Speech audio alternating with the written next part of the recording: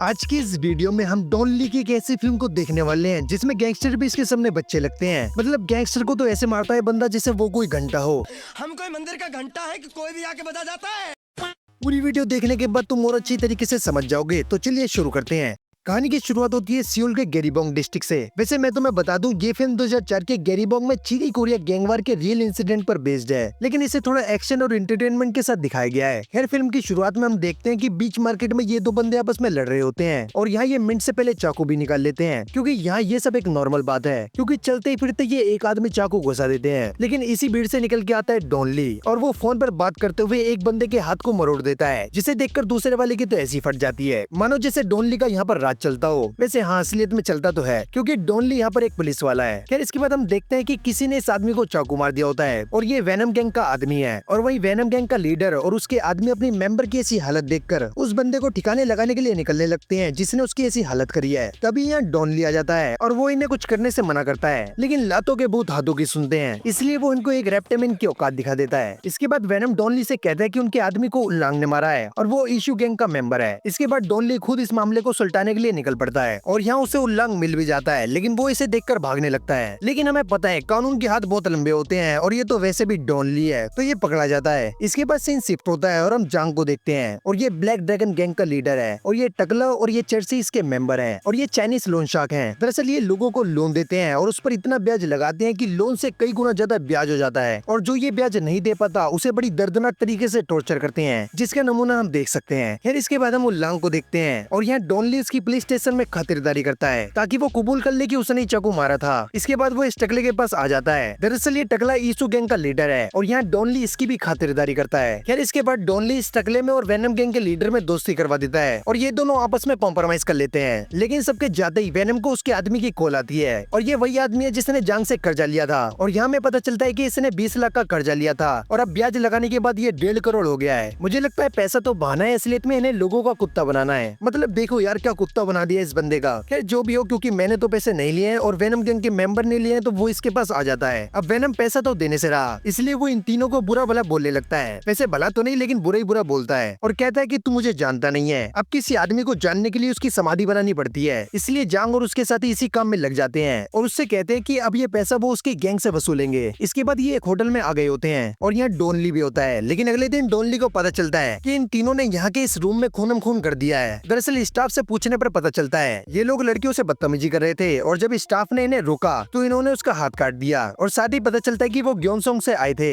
इसके बाद वांग, जो इस होटल का बॉस है, वो अपने लोगों को इन तीनों को पकड़ने के काम पर लगा देता है। वहीं दूसरी ओर वेनम गैंग का मेंबर कर्जे के पैसे भर रहा होता है, लेकिन पैसा कम होने की वजह से जांग उसको याद दिला देता है कि तू जिंदा इसलिए क्योंकि तुझे पैसे देने हैं। इसी वजह से ये बंदा कहता है कि हम पैसे दे तो दें, लेकिन बीच में ईसू गैंग आ रही है, जिस वजह से पैसे देने में लेट हो रहा है, और ईसू गैंग ज्यादा एरिया के साथ ज्यादा पैसा भी कंट्रोल करती है। मतलब खुद की फील्डिंग तो सेट ही है पहले से। ईसू गैंग के लीडर यानी कि उस टकले की भी करना चाहता है, लेकिन इसका फल इसे जल्दी मिलने वाला है। तुम बस रुको, आगे तुम्हें पता चल जाएगा। खैर, वहीं दूसरी तरफ हम देखते हैं कि डॉन ली को सीसीटीवी से इन तीनों के बारे में पता चल जाता है, लेकिन क्वालिटी अच्छी ना होने की वजह से चेहरे साफ नहीं दिखते। तो वो इशू गैंग के लीडर यानी कि इस टकले के पास आ जाता है और इससे पूछता है कि वो इनके बारे में कुछ जानते हो तो बता दे। लेकिन टकला कहता है कि तुम हर बारी मुझ पर ही शक क्यों करते हो, जिसमें डॉन ली कहता है कि जितना पूछ रहा हूँ उतना जवाब दो, वरना उन तीनों में एक तेरा जुड़वा टकला भी है, उसकी जगह मैं तुझे अंदर डाल दूंगा। फिर यहाँ पर कुछ ना पता चलने पर वो इन नमूनों के पास आ जाता है और ये बताते हैं कि उन तीनों चाइनीज ने वेनम को मार दिया है। दरअसल ये बात डॉन ली को नहीं पता होती। फिर इसके तुरंत बाद डॉन ली को एक डेड बॉडी मिलती है जिसे पीसेज में काट रखा होता है, लेकिन ये इसके पूरे बॉडी पार्ट्स नहीं होते हैं, और तभी उसकी नजर कचरे की गाड़ी पर जाती है और उसे चेक करने पर बाकी के बॉडी पार्ट्स मिल जाते हैं, और ये किसी और के नहीं बल्कि वेनम के बॉडी पार्ट्स होते हैं। और वही दूसरी ओर जांग और उसके साथी टकले के एरिया में घुस जाते हैं और यहाँ तोड़फोड़ करने लगते हैं, और जब यहाँ टकला आता है तो वो जैसे ही वेनम गैंग के मेंबर को देखता है तो उसे लगता है कि ये वेनम ने किया है, लेकिन अंदर जाने पर उसे वेनम नहीं बल्कि जांग मिलता है। और यहाँ मुझे थोड़ा सा अजीब लगा, मतलब ये गैंगस्टर कैसे हैं, इन्हें यही नहीं पता कि वो बंदा मर गया। मतलब कोई हलवा थोड़ी था, वो एक गैंग का लीडर था। खैर, जो भी हो, वैसे भी अगर इसे पता होता तो ये कौन सा कुछ कर लेता। खैर, यहाँ जांग साफ साफ टकले को धमकी देता है, ये एरिया मुझे चाहिए और इसके आसपास भी मुझे तो दिख मत जाइए। अब मैटर गर्म होने की वजह से इस समय तो टकला यहाँ से निकल जाता है। इसके बाद जांग के लोग आसपास के दुकानदारों से जबरदस्ती पैसा वसूल करने लगते हैं और इनके पास कई सारे पैसे भी आने लगते हैं, लेकिन यहाँ जांग की इस बंदी की वाइफ के ऊपर गंदी नजर होती है, जिसे देखने के बाद वेनम का ये मेंबर बहुत गुस्से में होता है। अब यहाँ इसको इसके कर्म का फल मिल गया। अगर ये टकले के साथ दोस्ती कर लेता तो शायद ये जांग का कुछ उखाड़ लेते, लेकिन अब तो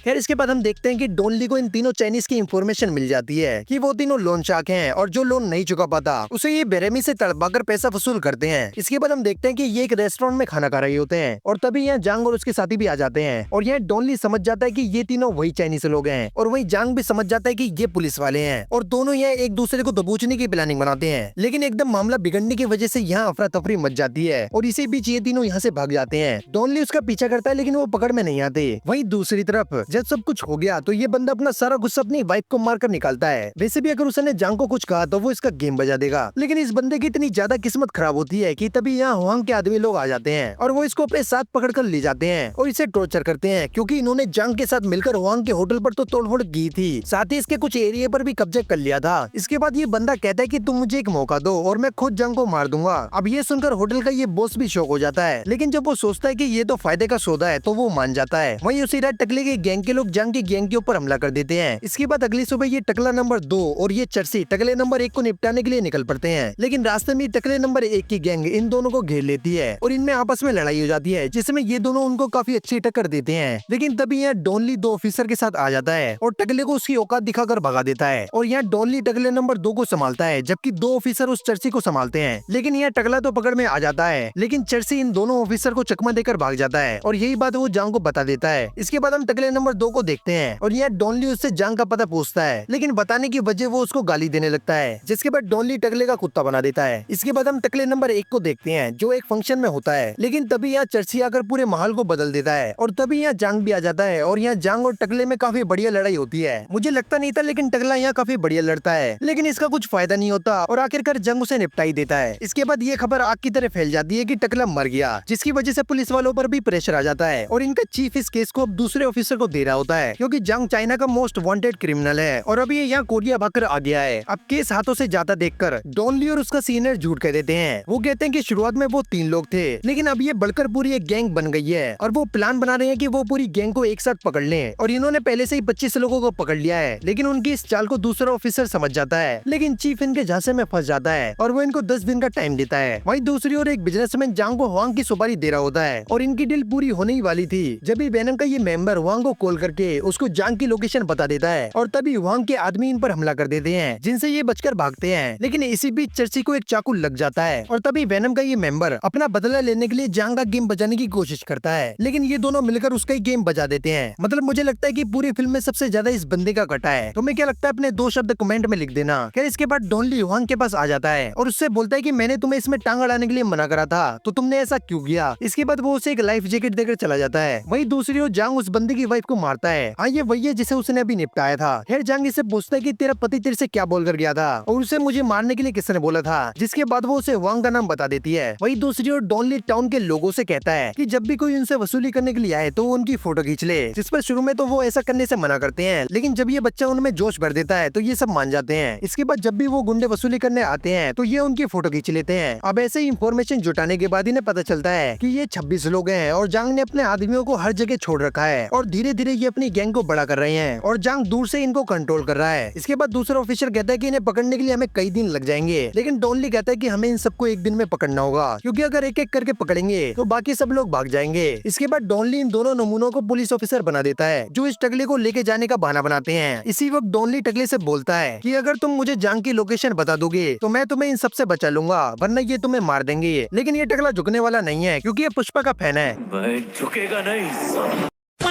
इसलिए वो पुलिस वाले इसे पकड़कर ले जाते हैं। अब गाड़ी में ये दोनों नमूने ड्रग्स की बातें करते हैं, जैसे कि इन्हें कोरिया में ड्रग्स बेचने के लिए कोई डिस्ट्रीब्यूटर चाहिए, लेकिन इन्हें कोई मिल नहीं रहा। तभी टकला बोलता है कि मैं ये काम कर सकता हूँ और इसमें मेरा काफी बड़ा नेटवर्क है, जिसके चलते ये उसकी हथकड़ियाँ खोल देते हैं और उसे एक नंबर देते हैं जिस पर वो कॉल करके बता सके। लेकिन हमें पता है कि ये डॉनली का बिछाया हुआ एक जाल है, क्योंकि टकले के पास दिमाग के साथ बाल भी नहीं है। अब टकला सारी बात जांग को बताता है, लेकिन जांग को ये सब समझ नहीं आता और उसको इसमें गड़बड़ लगती है। लेकिन ड्रग्स का सैंपल देखने के बाद वो डिसाइड करता है कि वो ऑफिसर से मिलेंगे। वहीं दूसरी ओर डॉनली ने जांग की फील्डिंग सेट करने के लिए पूरा इंतजाम कर रखा होता है और जब ये मीटिंग की जगह पर पहुंचते हैं तो डॉनली इन लोगों को पकड़ लेता है, लेकिन जल्दी उसे पता चलता है कि यहाँ जांग नहीं है। वहीं दूसरी ओर हमें पता चलता है जांग तो हुआंग को खत्म करने के लिए उसके होटल पहुंच गया होता है और यहाँ दोनों गैंग में मारकाट होती है। लेकिन तभी हुआंग जांग को देख लेता है और वो उससे डरकर भागने लगता है, लेकिन जल्दी वो उसे पकड़ लेता है और यहाँ डॉनली की दी हुई जैकेट काम आ जाती है। लेकिन फिर भी जांग उसका गला दबाने लगता है, लेकिन उसे मार पाता। तभी यहाँ पुलिस वाले आ जाते हैं, जिसकी वजह से उसे भागना पड़ता है। और यहाँ हम ऑफिसर होंग को भी देखते हैं और वो जंग का पीछा करके उसके ठिकाने पर पहुंच जाते हैं और साथ ही डॉन ली को भी उसके ठिकाने की लोकेशन बता देते हैं। लेकिन तभी जंग यहाँ से भागने लगता है, इसलिए उसे रोकने के लिए होंग उसकी गाड़ी के सामने आ जाता है। अब वो ऐसा क्यों करता है? क्योंकि उसे ऊपर जाने की टिकट चाहिए थी, लेकिन इससे पहले वो उसे मिल पाती, डॉन ली यहाँ आकर उसकी गाड़ी को टक्कर मार देता है। लेकिन इसी बीच ये चर्ची को तो पकड़ लेते हैं, लेकिन जंग यहाँ से फिर भाग जाता है और वो यहाँ से भागकर इस बच्चे के रेस्टोरेंट में आ जाता है और यहाँ उसे पता चलता है कि ये लोग उसकी खबर पुलिस वालों को दे रहे थे, इसलिए वो इस बूढ़े आदमी को मार देता है। इसी बीच बच्चा डॉन ली को बताने की कोशिश करता है कि जंग उसके रेस्टोरेंट में है, लेकिन इससे पहले वो बता पाता जंग उस बच्चे को मारकर भाग जाता है। और जब यहाँ डॉन ली आता है तो वो उसकी हालत देखकर एम्बुलेंस को कॉल करता है, लेकिन ऐसी हालत में भी वो बच्चा उसे बताता है कि जंग चाइना भागने की प्लानिंग कर रहा है। अब इस बच्चे का डेडिकेशन देखकर मैंने भी डिसाइड करा कि मैं वीडियो बनाऊंगा, बाकी तुम लोग सपोर्ट करते रहना। तो चलो शुरुआत एक सब्सक्राइब से करते हैं, तो जल्दी से कर दो।